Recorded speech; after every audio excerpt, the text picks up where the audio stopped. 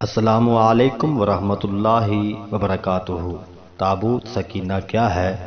مکمل معلومات جاننے کے لیے یہ ویڈیو دیکھیں۔ یہ صندوق شمشاد کی لکڑی کا تھا، 3 ہاتھ لمبا اور 2 ہاتھ چوڑا تھا۔ اللہ تعالیٰ نے اسے حضرت آدم علیہ السلام پر نازل فرمایا تھا۔ اس میں قدرتی طور پر نبیوں کی تصاویر تھیں۔ یہ صندوق حضرت موسیٰ علیہ السلام تک وراثتاً منتقل ہو کر پہنچا۔ آپ کے بعد یہ بنی اسرائیل کے پاس رہا۔ اس وقت اس میں حضرت موسیٰ علیہ السلام کا عصا مبارک، نالین مبارک، حضرت ہارون علیہ السلام کا امامہ مبارک، عصا مبارک اور الواح کے چند ٹکڑے تھے۔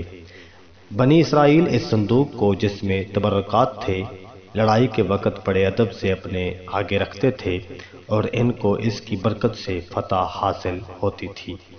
بوقت حاجت دعا کرتے تو حاجت پوری ہو جاتی، لیکن بنی اسرائیل کے حالات خراب ہو گئے اور ان میں بد عملی پیدا ہو گئی تو اللہ تعالیٰ نے ان پر قوم عمالقہ کو مسلط کر دیا۔ وہ ان سے صندوق چھین کر لے گئے اور اس کو نجس اور گندے مقام پر رکھا، اور اس کی بے حرمتی کی۔ اس توہین کی وجہ سے وہ طرح طرح کے مصائب اور امراض میں مبتلا ہو گئے۔ ان کی 5 بستیاں تباہ و برباد ہو گئیں۔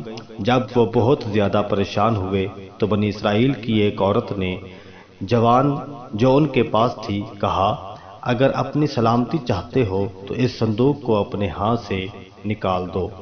تمہاری تباہ و بربادی کا سبب اس صندوق کی اہانت ہے۔ ان کو بھی یقین آ گیا۔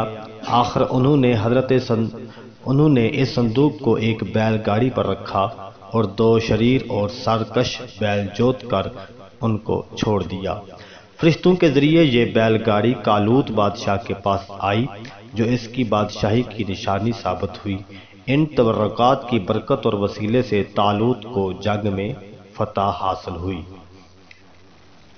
معلوم ہوا کہ انبیاء کرام علیہم السلام کے تبرکات کے وسیلے سے دعائیں قبول ہوتی ہیں، جنگوں میں فتح نصیب ہوتی ہے۔ ایسی مزید مزیدار سبق آموز باتیں جاننے کے لیے جمشید حسین آفیشیل کو سبسکرائب کریں۔